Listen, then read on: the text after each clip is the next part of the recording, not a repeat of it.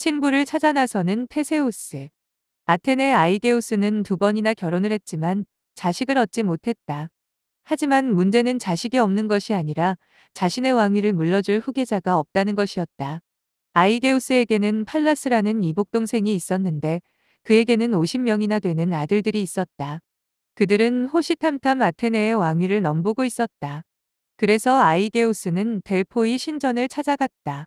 신탁의 무녀는 아테네에 도착할 때까지 절대로 포도주가 담긴 가죽 부대의 마개를 열지 마시오. 라는 수수께끼 같은 신탁을 내렸는데 그 뜻을 알지 못해 도리어 더 고민에 빠지게 되었다. 그래서 친구인 트로이젠의 왕 피테우스에게 신탁의 뜻을 물으러 갔다. 신탁의 뜻이야 정확히 아는 사람이 누가 있는가? 일단 자식을 얻지 못한다는 말은 없으니 안심하게. 어쨌거나 먼 길을 오느라 수고가 많았으니 스파이리아. 섬에 가서 휴식이나 취하게나. 사실 피테우스는 신탁의 의미가 아이게우스가 자식을 낳으면 아테네의 왕이 될 거라는 뜻임을 알고 있었다. 신탁의 뜻을 알려주지 않았던 이유는 자신의 후손을 아테네의 왕으로 만들고 싶었기 때문이다. 그러고는 아우게우스를 스파이리아 섬에 데리고 가 포도주를 실컷 먹게 해서 취하게 하고는 자신의 딸인 아이트라와 하룻밤을 보내게 했다. 아이트라는 곧 임신을 하게 되었고 아우게우스도 그 사실을 알게 되었다. 하지만 그는 왕의 자리를 노리고 있는 동생인 팔라스 때문에 트로이젠에 오래 머물지 못하고 아테네로 떠날 수밖에 없었다. 그는 떠나기 전 아내인 아이트라에게 이렇게 당부했다. 저기 궁전의 뜰에 있는 커다란 바위를 보시오. 그 바위 밑에 내 칼과 신발을 묻어둘 터이니 만약 산에 아이가 태어나면 성인이 되거든 그 칼과 신발을 갖고 아테네로 찾아오라고 하시오. 나는 그 증표를 보고 내 아들임을 확인할 것이오. 아이게우스는 말을 마치자마자 커다란 바위를 번쩍 들어올려 자신의 칼과 신발을 묶고 바위를 제자리에 내려놓았다. 이후 테세우스가 태어났고 테세우스의 어머니 아이트라는 아들이 아버지를 만나러 갈 때가 되었다고 생각해 그에게 사실을 알려주었다. 아들아, 이제 내 출생의 비밀을 알려주마. 너는 아테네의 왕인 아이게우스의 아들이란다. 그 증표가 저 큰 바위 밑에 있단다. 그동안 아버지 없는 아이라고 놀림을 받으며 자랐던 테세우스는 이 사실에 놀라며 그는 곧바로 바위를 들어보았다. 정말로 아이게우스 왕의 칼과 신발이 안에 있어 그것을 꺼냈다. 그는 이 증표들을 들고 아버지를 만나기 위한 여정에 올랐다. 외할아버지 피테우스는 손자가 무사히 아테네에 도착할 수 있도록 배를 만들어 주었다. 육로에는 너무나 많은 위험이 도사리고 있었기 때문이다. 하지만 테세우스는 한사코 배를 타고 가는 것을 거절하고 육로를 선택했다. 저는 아테네의 왕인 아이게우스의 아들입니다. 강도나 도적대가 무서워 배를 탄다는 것은 아버지 이름을 더럽히는 것입니다. 게다가 저는 무고하게 희생당하고 있는 시민들을 그대로 지켜볼 수만은 없습니다. 그는 자신의 굳센 의지를 보여주고는 살로니카만을 우회하는 어려운 길을 선택했다. 그가 아테네로 향하던 중 처음 만난 악당은 페리페테스였다. 페리페테스는 대장장이의 신 헤파이스토스의 아들로 커다란 곤봉으로 지나가는 사람을 때려 죽이는 것으로 악명이 높은데 숲속에 숨어 있다가 테세우스가 지나가는 것을 보고는 달려들어 곤봉으로 내리치려 했다.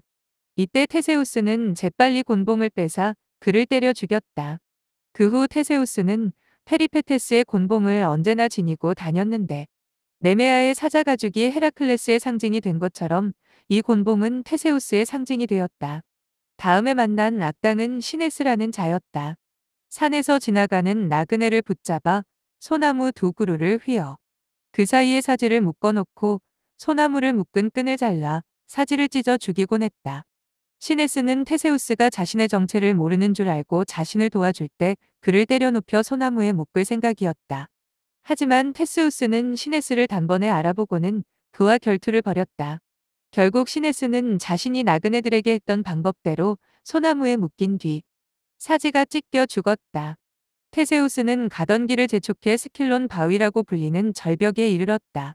이곳에는 스키론이라는 악당이 살고 있었는데 그는 지나가는 행인의 물건을 모두 빼앗은 뒤 자신의 발을 씻게 하고는 상대를 걷어차 절벽 밑으로 떨어뜨려 그 밑에 살고 있는 큰 거북이의 먹이가 되게 했다. 테세우스는 처음에는 스킬론이 자신을 물건을 빼앗는 것을 내버려 두었다. 스킬론이 자신의 발을 씻어라고 명령을 내리자 테세우스는 스킬론의 발을 씻는 척하다가 그의 다리를 잡아 벼랑에서 떨어뜨려 거북이 밥이 되게 했다. 다음으로 테세우스는 성지 엘레우시스에 도착했다. 이곳에는 케르키온이라는 악당이 버티고 있었다. 그는 레슬링의 명수로 지나가는 사람을 번쩍 들었다. 내팽개쳐 죽이곤 했다. 어린 시절부터 레슬링에 재주가 많았던 테세우스는 케르키온을 단번에 번쩍 들어올린 뒷땅에 내팽개쳐 죽였다. 마지막으로 테세우스가 맞닥뜨린 악당은 그 유명한 프로크루스테스였다. 이 자는 나그네를 자신의 집으로 데려가 자신의 침대 길이보다 짧은 사람은 몸을 잡아당겨 죽이고 침대보다 더 큰 사람은 침대 사이즈에 맞게 머리나 다리를 잘라 죽이는 엽기적인 악당이었다. 테세우스를 만난 프로크루스테스는 결국 자신이 침대에 묶이는 신세가 되어 죽고 말았다. 이렇게 육로 곳곳에서 악당들을 하나씩 물리칠 때마다 그의 명성은 아테네에서 날로 높아져 갔다. 그래서 그가 아테네에 입성했을 때 아테네를 이끌어갈 새로운 영웅으로 추앙받게 되었고, 그가 지나갈 때마다 아테네 시민들은 그에게 경의를 표했다. 아테네 왕이었던 아이게우스는 테세우스를 왕궁의 연회에 초대했다. 하지만 이 연회는 그를 치하하기 위한 것이 아니라 그를 죽이기 위한 것이었다. 새로 나타난 영웅에게 자신의 왕위를 빼앗길까봐 걱정하고 있었다. 이것은 셋째 아내인 메데이아가 해준 조언으로 테세우스를 죽이기로 결심한 것이다. 메데이아는 원래 마법사였는데 질투심이 많은 여성이었다. 메데이아는 테세우스가 아이게우스 왕의 아들이라는 것을 이미 꿰뚫고 있었다. 테세우스가 아이게우스의 아들임이 알려지면 자신과 아이게우스 사이에서 태어난 메도스가 왕위를 이어받지 못하게 될 것을 염려해 계략을 꾸민 것이었다. 여보, 테세우스란 자는 당신의 왕위를 찬탈하고도 남을 자입니다. 제 말을 믿으세요. 그 자를 제거해야 당신은 왕위를 지킬 수 있어요. 그가 독배를 마시면 만사가 해결될 수 있어요. 연회가 시작되자 테세우스 앞에는 독이 든 술잔이 놓였다. 아이게우스는 새로운 영웅을 칭송하면서 모두 건배를 들자고 제의했다. 그 순간 아이게우스는 테세우스의 고기 접시 옆에 놓여있던 칼을 발견하게 되었다. 테세우스는 아버지가 징표로 남겨놓았던 칼로 고기를 썰어 먹고 있었던 것이다. 테세우스가 독배를 들어 입으로 가져갈 때 아이게우스가 황급히 독배를 쳐서 떨어뜨려 아들의 목숨을 구했다. 아이게우스 왕이 자신을 아들로 알아보는 것에 감격한 테세우스는 아이게우스 왕의 손을 잡고 감격의 눈물을 흘렸다. 메데이아는 자신의 계략이 드러나자 아들 메도스와 황급히 만찬장을 빠져나와 고향인 콜키스로 도망쳤다. 이제 테세우스는 아테네의 정식 후계자로 인정받게 되었고 아테네 시민들도 새로운 영웅이 왕의 아들이란 사실에 기뻐했다.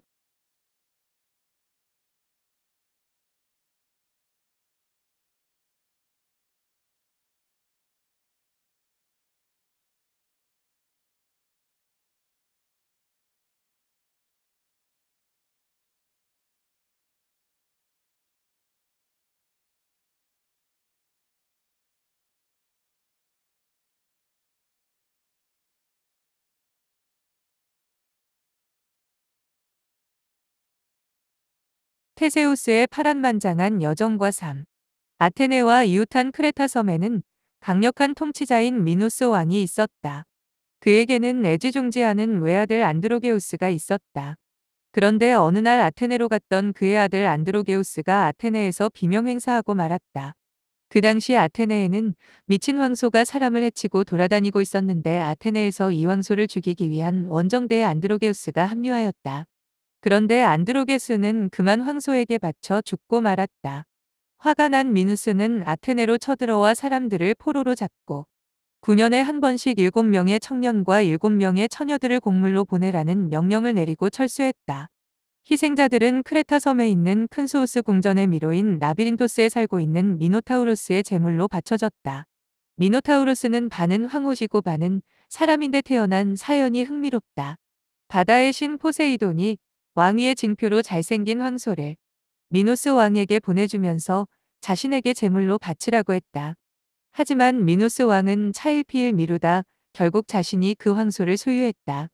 이에 화가 난 포세이돈은 미노스 왕의 아내인 파시파에가 황소를 사랑하게 만들었다.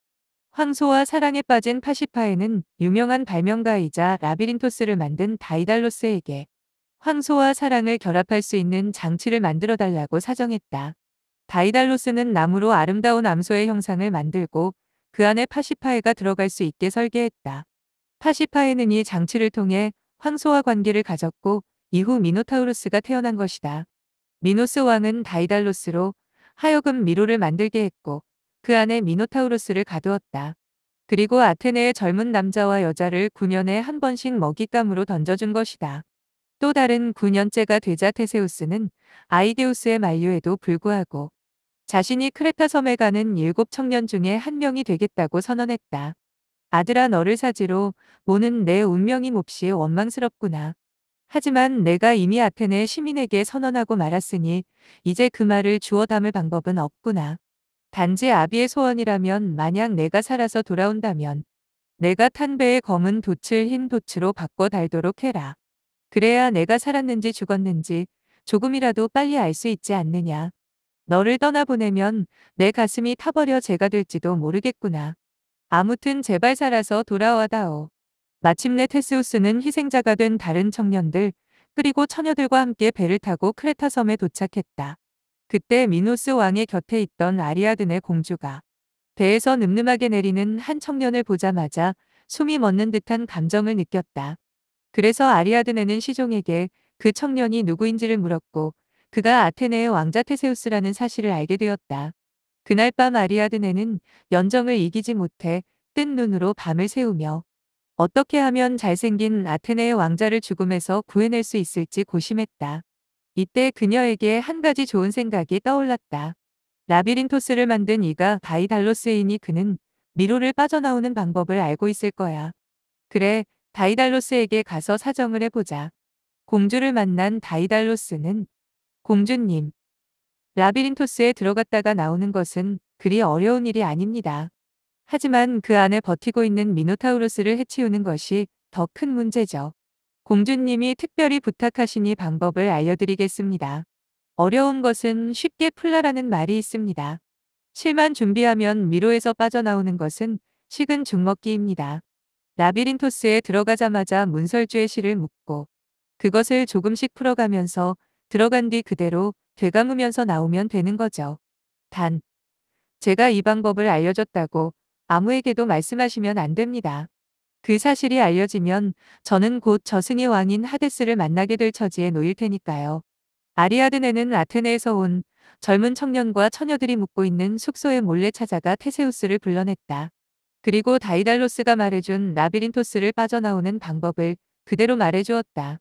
크레타와 아테네는 원수지간이나 마찬가지인데 왜 나에게 이런 친절을 베푸는 것이오? 저는 단지 억울하게 희생되는 젊은이들을 볼 때마다 안타까워서 도우려는 것뿐입니다. 실은 제가 당신에게 마음을 뺏겼다는 것이 더 솔직한 심정이겠죠? 아리아드네는 자신의 마음을 털어놓은 것에 부끄러움을 느껴 어둠 속으로 총총히 사라졌다. 다음날 테세우스는 커다란 실타래를 준비하고 괴물이 살고 있는 라비린토스에 한 발 한 발 발을 들여놓았다. 인기척을 느낀 괴물은 먹잇감이 들어왔다는 것에 흥분해 씩씩거리기 시작했다. 미노타우루스의 숨소리가 점점 가까이 들려오면서 긴장은 더욱 고조되었다. 실타래 이외에 아무것도 가진 것이 없던 테세우스는 맨손으로 미노타우루스와 격투를 벌였다. 밀고 밀리는 숨가쁜 격투 끝에 테세우스는 미노타우루스의 몸을 타고 앉아 숨통을 끊어놓았다. 그러고 나서 손에서 놓친 실타래를 찾아 실을 되감으며 미로를 빠져나왔다. 임무를 완수한 테세우스는 타고 왔던 배로 돌아가 아테네로 향했다. 방법을 알려줬던 아리아드네도 동승하고 있었다. 아테네로 돌아가는 중 낙소스 섬에 잠깐 정박하게 되었는데 이때 테세우스는 자신을 도와준 아리아드네를 섬에 버리고 배를 출발시켰다. 혼자 남겨진 아리아드네는 평소 그녀에게 호감을 가졌던 술과 광기의 신 디오니소스가 나타나 그녀를 자신의 아내로 맞았다. 하지만 테세우스에게 호의적인 다른 이야기는 배멀미를 심하게 했던 아리아드네가 낙소스 섬에 머무는 동안 갑자기 심한 바람이 불어 테세우스가 타고 있던 배가 바다로 떠밀려가는 바람에 어쩔 수 없이 둘은 헤어지게 되었다고 전한다. 한편 아이데우스 왕은 바다를 매일 바라보며 아들이 무사히 돌아오기만을 기다리고 있었다. 어느 날 수평선 너머 아들이 타고 갔던 배가 조그맣게 보이기 시작했다. 처음에는 웬 돈인지 검은 돈인지 구분이 가지 않았지만 배가 항구에 가까워졌을 때 아이게우스는 깊은 절망에 빠지고 말았다. 배는 검은 돛을 달고 항구에 들어오고 있었던 것이다. 이는 아들인 테세우스가 죽었다는 표시였기 때문이다. 아이데우스는 아무 말도 없이 천천히 절벽으로 걸어가 바다에 몸을 던져 스스로 목숨을 끊었다. 이때부터 아이데우스가 몸을 던진 바다는 에게해로 불렸다. 자신의 실수로 아버지가 죽은 슬픔도 잠시뿐. 그는 곧 아테네 왕으로서의 역할을 다해야 했다. 그는 아테네 시민들에게 민주적인 정치를 할 것을 선언하고 의회를 만들고 공화정을 실시했다. 그 당시에 어느 사회보다 앞선 정치 제도가 아테네에서 시작된 것이다. 훌륭하게 아테네를 통치하던 영웅 테세우스도 세월이 흘러 노년에 이르게 되었다. 그리고 자신이 버렸던 아리아드네의 동생인 파이드라와 결혼을 했다. 그런데 말년에 테세우스의 이 결혼은 비극의 씨앗을 잉태하고 있었다. 테세우스는 아마존의 왕이었던 안티오페와의 사이에 히폴리토스라는 아들을 하나 두고 있었는데 그는 사냥과 달의 여신인 아르테미스를 숭배했고 그 자신도 사냥을 즐기며 세월을 보내고 있었다. 사랑의 여신 아프로디테는 그를 좋아하지 않았는데 그가 남자에게 사랑이란 아무짝에도 쓸모없는 감정놀이라고 여겼기 때문이다. 그에 대한 복수로 아프로디테는 계모인 파이드라가 히폴리토스를 사랑하도록 주술을 걸었다. 어느 날 테세우스가 출타하고 없던 중에 파이드라는 히플리토스에게 사랑의 감정을 털어놓았으나 이런지하에 면박을 당하고 말았다. 그제야 사태의 심각성을 깨달은 파이드라는 테세우스가 이 사실을 알게 되면 자신이 살아남지 못할 거라고 생각했다. 무엇보다 애숭이에게 자신의 사랑이 거절당했다는 사실에 너무나 화가 났다. 그래서 파이드라는 자신이 비록 새어머니이기는 하지만 히폴리토스가 자신을 유혹하고 심지어 능욕하려 했다는 유서를 남기고 자살했다. 테세우스는 사늘하게 식은 파이드라의 시체 곁에 놓인 유서를 읽고 분노가 하늘을 찌를 듯했다. 그는 포세이돈 신에게 아들에게 벌을 내려줄 것을 간청했다. 바다의 신 포세이돈이여. 히폴리토스가 제 아들이긴 하나 제 어머니를 능욕하려 한 페류나입니다. 그에게 이 세상 사람들이 한 번도 맛보지 못한 벌을 내려주소서. 사실 히폴리토스는 여러 차례 자신의 결백함을 주장했으나 테세우스는 그의 주장을 들을 리 없었다. 히폴리토스는 아버지가 자신을 죽이려 한다는 위험을 감지하고 도망을 쳤다. 아테네를 떠나 한적한 바닷가를 말을 타고 달리던 히폴리토스에게 느닷없이 바다에 괴물이 나타났다. 포세이돈이 보낸 괴물이었다. 갑작스레 나타난 괴물을 보고 히폴리토스는 너무 놀라 말의 고삐를 놓치는 바람에 타고 있던 마차가 전복되면서 결국 죽고 말았다. 나중에 테세우스는 히폴리토스의 수호신 아르테미스에게 아들이 결백하다는 말을 듣고서 자신의 잘못을 알았지만 이미 히폴리토스가 죽은 뒤였다. 이후 테세우스는 아테네로 떠나 리코메데스의 왕궁에서 지냈는데 리코메데스에 의해 절벽에서 떨어져 죽고 말았다. 이렇게 그는 자신의 아버지 아이게우스, 아들 히폴리토스처럼 비극적으로 죽음으로써 파란만장한 인생의 막을 내리게 되었다.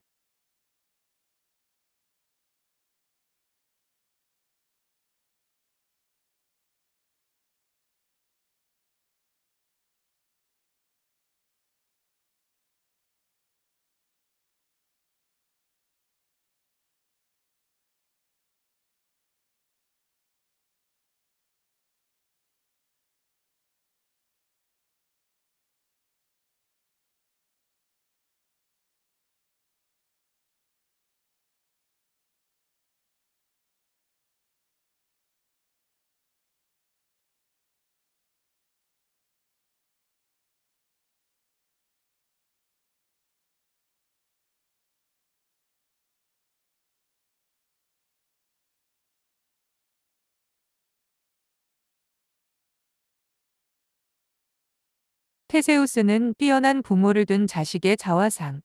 아이게우스 왕은 왜 칼과 신발을 묻어둔 것일까? 칼은 곧 왕권, 권력, 용기를 상징한다. 특히 칼은 권위를 상징하는 징표로 아이게우스는 이 칼을 소유한 자가 바로 자신의 후계자가 될 것임을 선포한 것이나 마찬가지다. 신발은 과거 신분제도가 존재하던 시대부터 신분과 직업을 드러내는 의미를 담고 있다. 왕이 신는 신발과 평민이 신는 신발이 달랐다. 특히 과거 노예들은 신발조차 신지 못했다.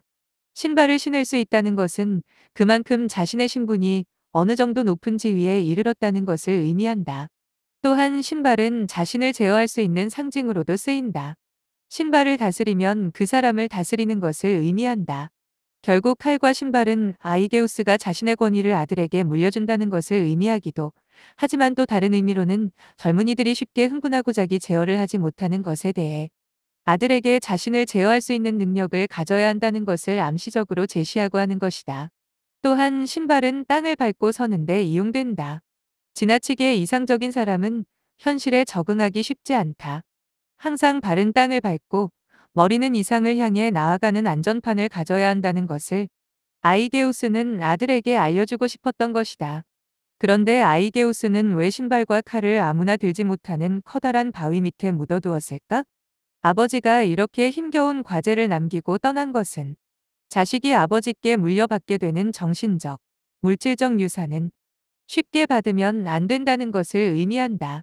쉽게 물려받은 유산은 자식의 입장에서는 별로 소중하게 여기지 않게 되고 자식에게 제대로 대물림되지 않을 수 있기 때문이다. 그리고 테세우스는 아버지에게 물려받은 칼과 신발만으로도 충분히 아들임을 인정받을 수 있다.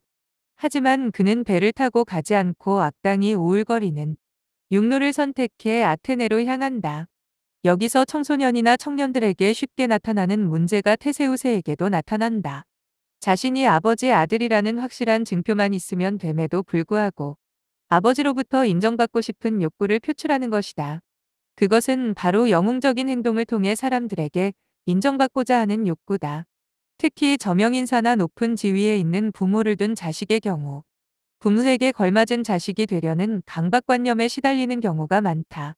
그래서 자신이 진정하고 하고 싶은 일은 하찮게 여기고 사회에서 인정받는 직업이나 명성을 얻기 위해 애쓰게 된다.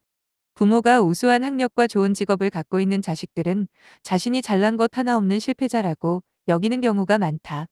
그래서 쉽게 열등감에 휩싸이고 심지어 자신이 성공하지 못한 것은 부모 때문이라고 부모의 탓으로 돌리기도 한다. 테세우스도 아버지에게 인정받고 싶은 강박관념을 갖고 있다. 그래서 그는 육로를 선택한 것이다. 테세우스가 만나서 무찌른 악당들은 의식화해야 하는 발달되지 못한 무의식의 원형적인 모습들이다. 테세우스 자신 안에 존재하는 분화된 원시적인 본능들인데 그는 그것들을 때려눕히면서 이를 의식화하고 순화해 나간다. 바로 청소년들이나 청년들이 성장하면서 의식화해야 하는 것들이다. 그 원시적인 본능들 하나하나를 살펴보기로 하자. 테세우스가 페리페테스의 곤봉을 빼앗은 것은 거칠고 천방지축으로 날뛰는 남성적인 힘을 자신의 지배하에 두게 되었음을 의미한다. 폭력적인 청소년들은 순화되지 못한 페리페테스의 곤봉을 쥐고 있기 때문이다. 그래서 아무 때나 기분 내키는 대로 공격성이 튀어나와 사람들을 괴롭힌다. 나무를 휘어서 밧줄로 붙잡아 매는 시네스의 행동은 무의식에 존재하는 지나친 자기 통제를 상징한다. 마찬가지로 지나친 자기 통제는 휘어진 소나무처럼 자신을 압박하고 자유롭지 못하게 한다. 특히 어린 시절의 엄격한 종교적 분위기 집안에서 자란 아이들의 경우 무엇을 해도 자신이 죄를 지었다고 생각한다. 가장 심한 예는 성도착증일 것이다. 어린 시절부터 섹스는 나쁘고 불결하며 여자를 멀리해야 된다는 교육을 받은 아이들은 여성과의 친밀한 관계를 피하려 한다.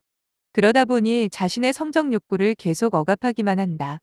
그러나 지네스의 소나무가 묶여있던 밧줄이 끊어지면 행인의 사지가 찢어져 죽는 것처럼 억압된 성은 결국 어느 순간 분출되고 만다. 그런 행동이 바로 몰래 여성을 훔쳐보는 관음증이나 속옷 같은 여성의 물건이나 머리카락 같은 신체 부위를 수집하는 페티시즘으로 발전하는 것이다. 테세우스는 이런 시네스의 지나친 자기 통제를 풀어낸 것이다. 스키론이 상징하는 것은 그렇게 희생되는 행인들처럼 되어서는 안 된다는 것을 의미한다. 즉, 무릎을 꿇고 남의 발을 씻어주는 행위는 지나친 겸손이나 복종, 노예 건성을 말한다. 이것에 익숙해지면 낭떠러지로 떨어진 희생자들처럼 자신의 생각이란 없는 사람으로 성장할 수밖에 없다. 테세우스가 스키론을 처단한 것은 자기 안에 존재하는 남에게 아침하고 복종하고 무조건 남의 말에 따르는 성향을 경계해야 함을 의미한다. 테세우스가 케르키온을 제압한 것은 레슬링의 기술이다.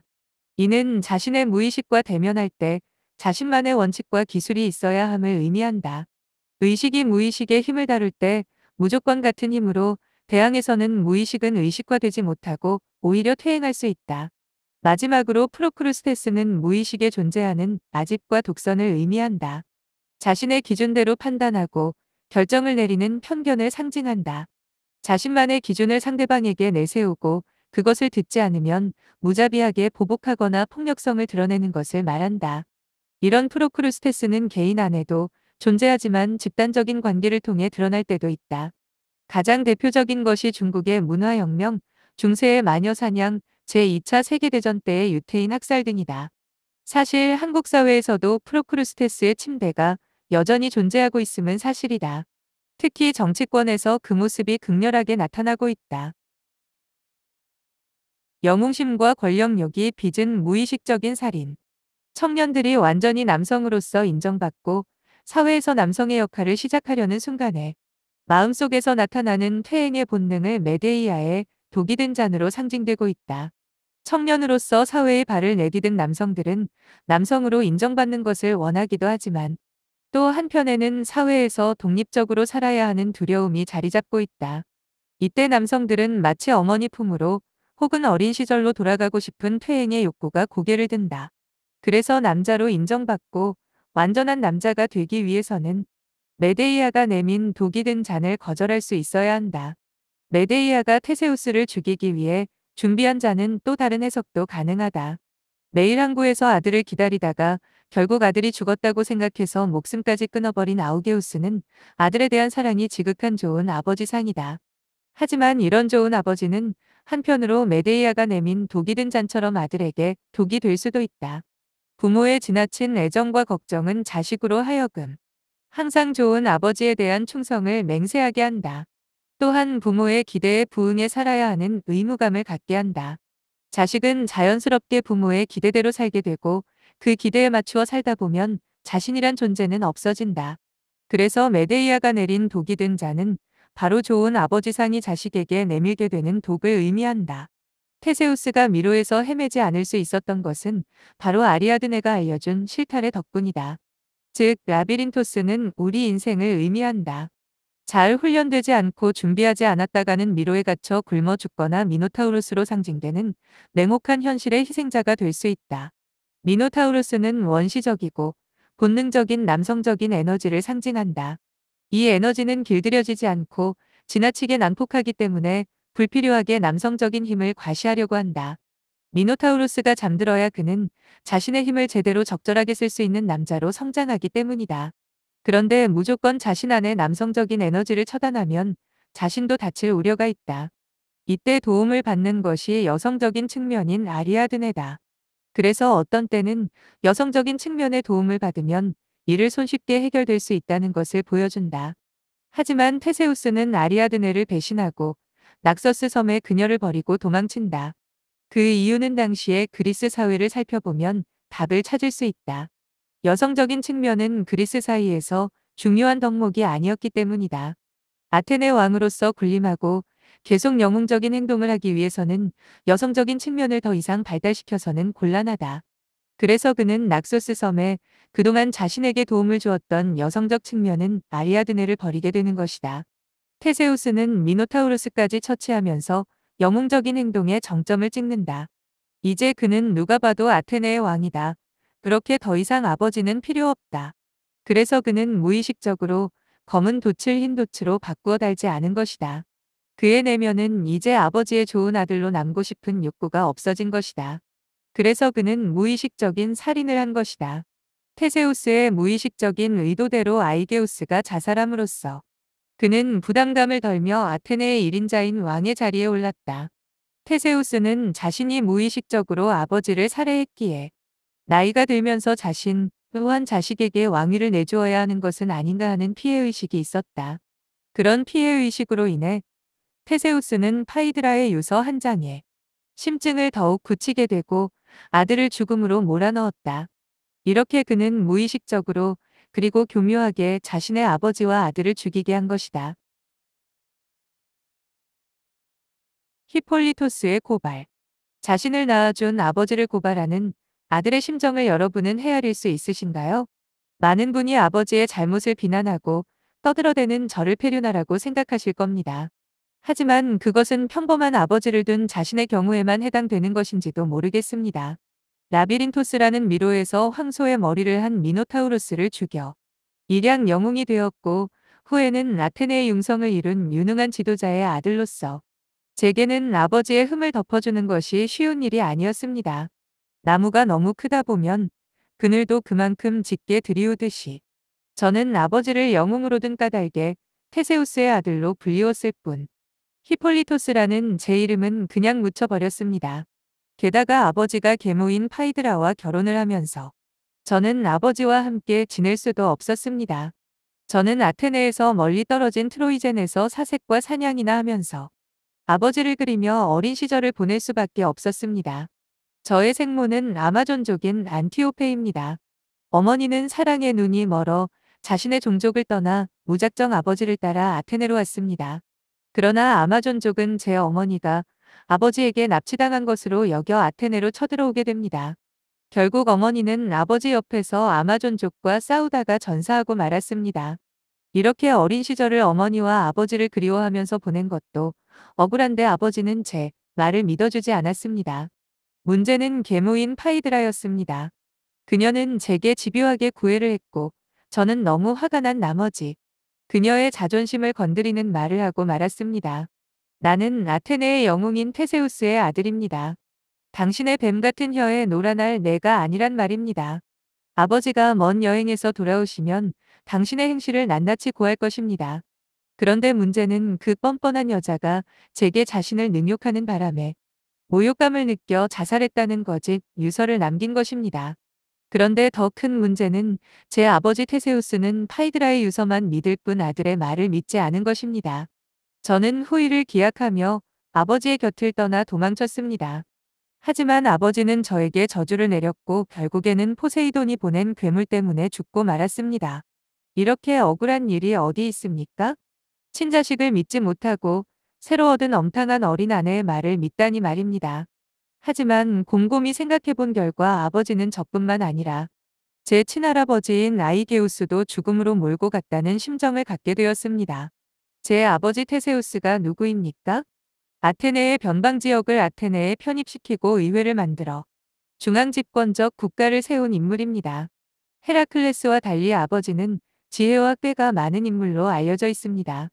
그런 치밀한 성격을 가진 아버지가 돛을 바꿔다는 실수를 할 리가 없습니다.